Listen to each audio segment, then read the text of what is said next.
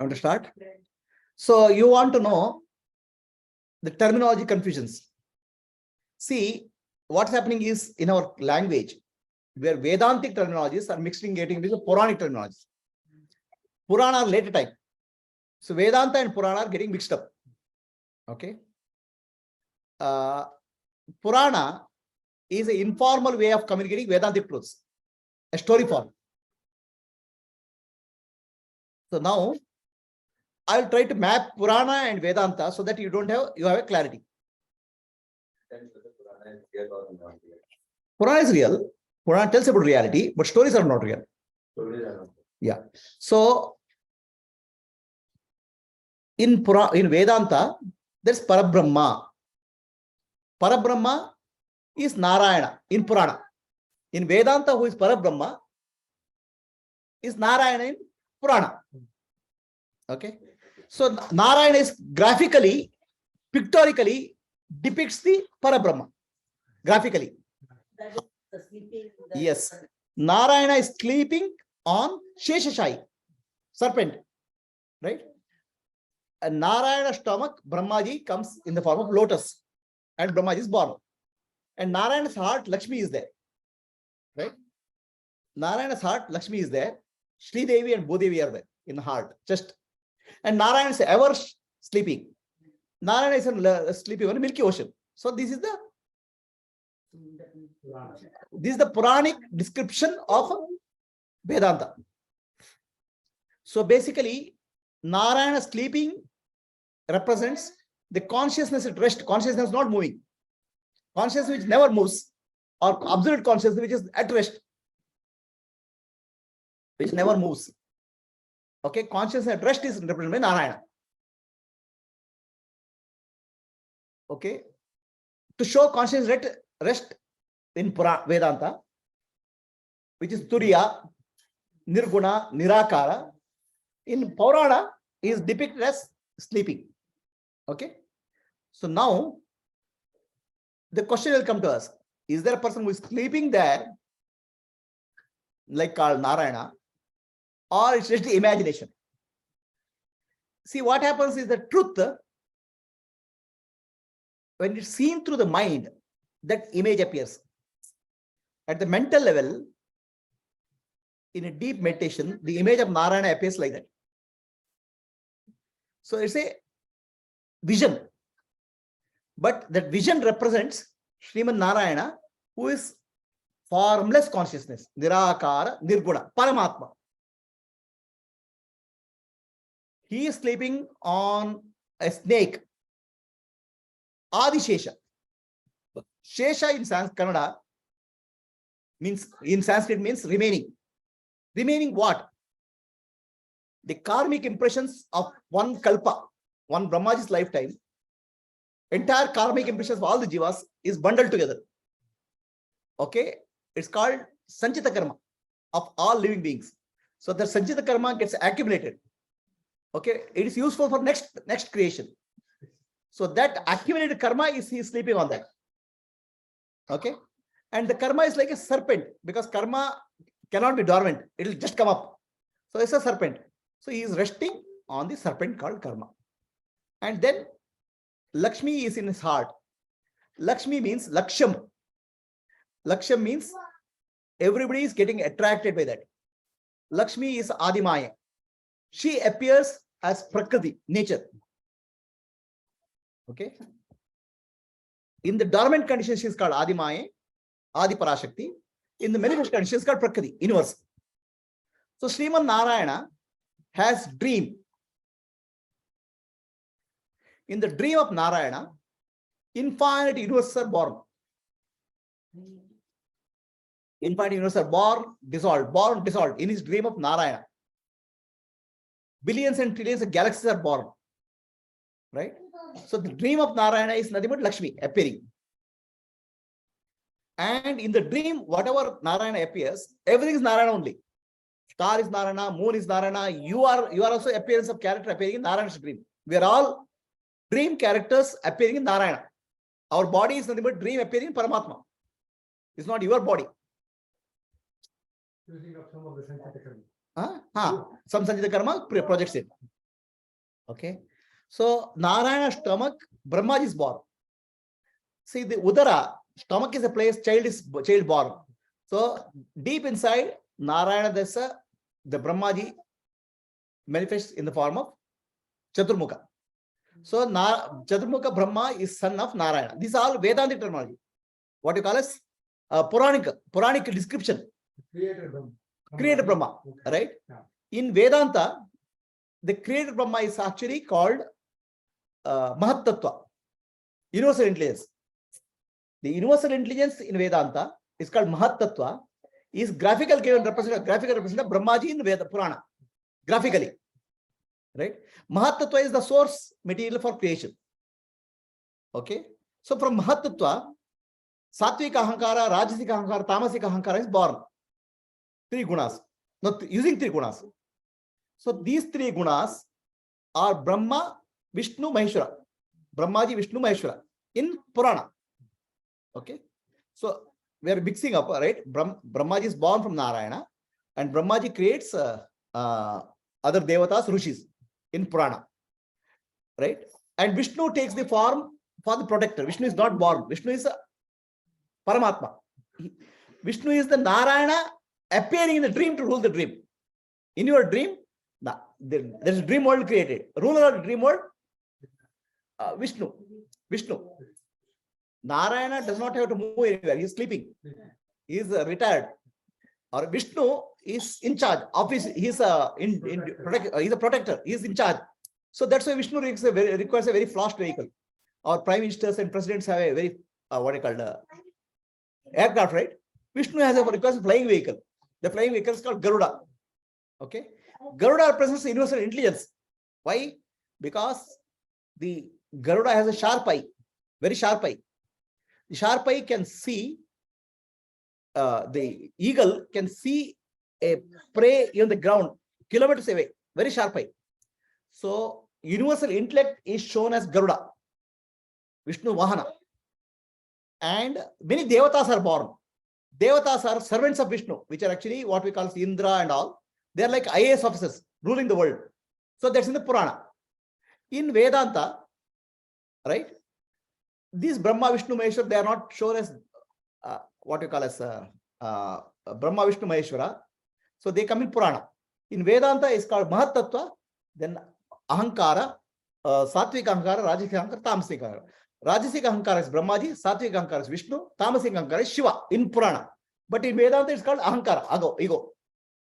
So like that. And so in Vedanta, Mahat Tattva, along with the what we call as Prakriti, it becomes Prakriti and Purusha, consciousness, Chida, Purusha and Prakriti, Shiva and Shakti.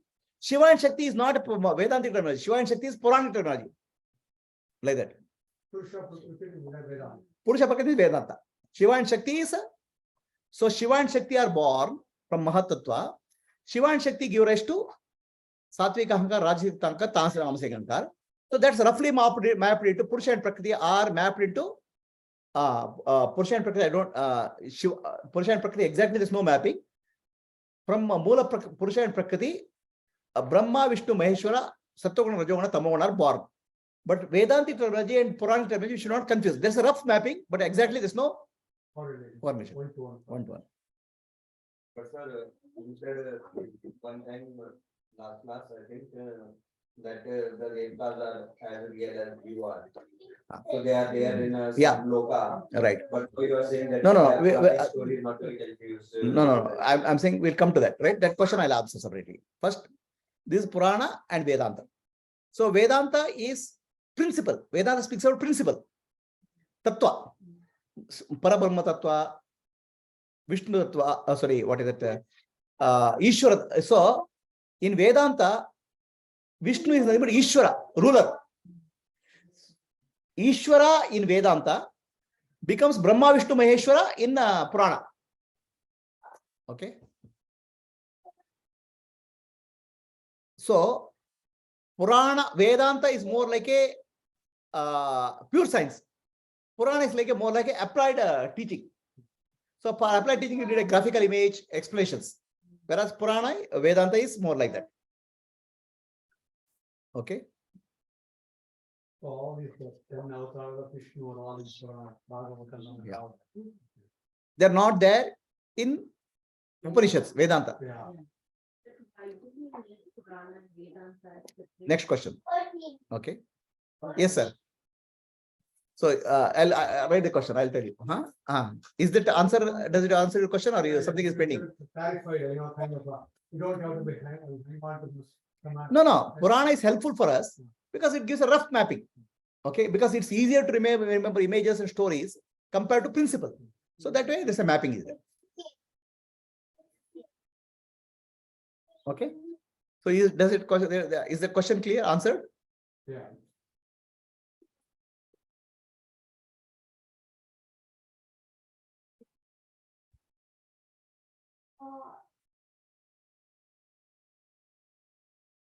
So next question, Abhishek. The reality of Puranas.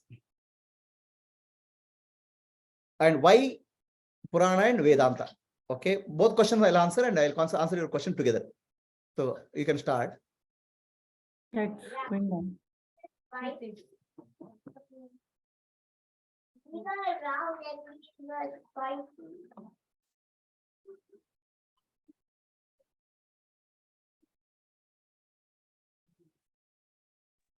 The recording is going on, Guruji. I started. Okay. So yeah, here there's a question here. Why Purana? Why Vedanta? See, India has gone through more than 1,000 years of war. This is all tremendous amount of destruction has been done in India. No other country in the world has survived that type of attacks. You take our eastern countries, right, or western countries. They're all culture is gone, old culture. India is the longest surviving culture in the world. It's the oldest culture in the world. It is surviving today. Even today we are able to speak of gods, puja and all.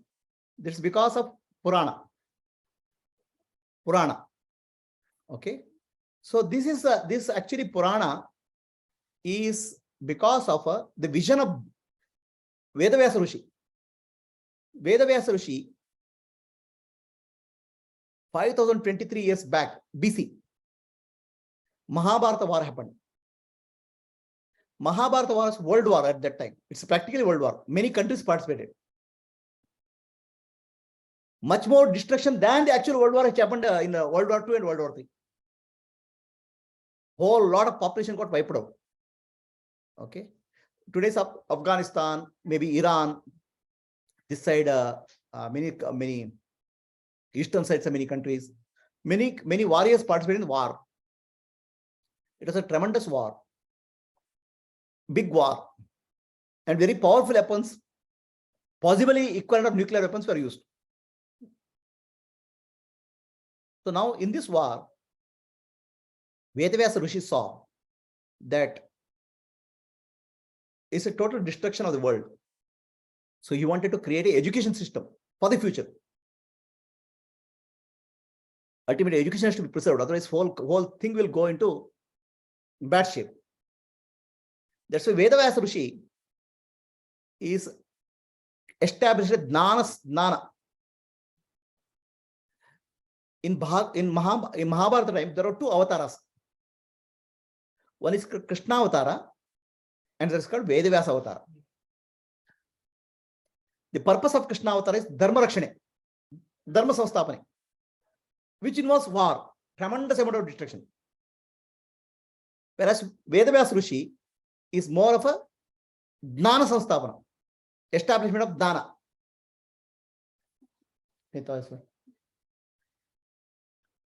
Vyasaya, Vyasarupaya, Vishnave. So Vishnu took two forms, one form of Krishna and from another form of Vyasa Rishi. Vyasa Rishi form, he was Jnana Samstapana, and Krishna Rupa, he was Dharma Samstapana. And both are worked out together, because when the destruction happens, Jnana has to be established. So that's why Vedavyasa Maharshi, what he did at that time, lot of informal knowledge was actually it was household knowledge. Vedas where you don't have to study. And people do, it's like a common household knowledge. Vedas were there for every person, Vedic knowledge. So it will get lost, because practically men got wiped out of many countries. Men with them, whole menfolk went off. There were no menfolk left, or killed in the war. Yeah, destroyed. Much worse than that. Mahabharata was much worse. See, Mahabharata war is a very special war. The war is fight to finish. If you want to come out of the war, either you have to win the war or you have to finish. It is not, there's no exit. Whereas the modern day war, there's the exit clause. Mahabharata war is fight to finish. Either you win or you die. There's no other choice. Okay. So in that war, tremendous destruction happened. So Vyasa Maharshi, what he did, he foresaw the future. He wanted to create an education system for India. Education system, but that time. That education system consists of two. Vedas were divided into branches. Vedas were classified. Rig Veda, Yajur Veda, Samaveda, Atharvana Veda. Upanishads were classified. That's why it's called Vyasa. Because what was one Veda, he divided into many. Because one Veda is too much for anybody to handle. And then he gave it to Sishyas. Then he established a Guru Parampara, teaching system. Okay. So that a schooling system he established. The most ancient schooling system in the world was established by Vedavyasa Maharshi. Okay. And Gurukula started. So one group to one teacher to another teacher, this education is stubborn. But the challenge of Vedic education is it requires it is a formal schooling system. You have to spend about 16 to 18 years to get a good grip on that. It's like our equivalent of our modern college. Now, how many people can afford it? In the future, if the wars happen, will it survive?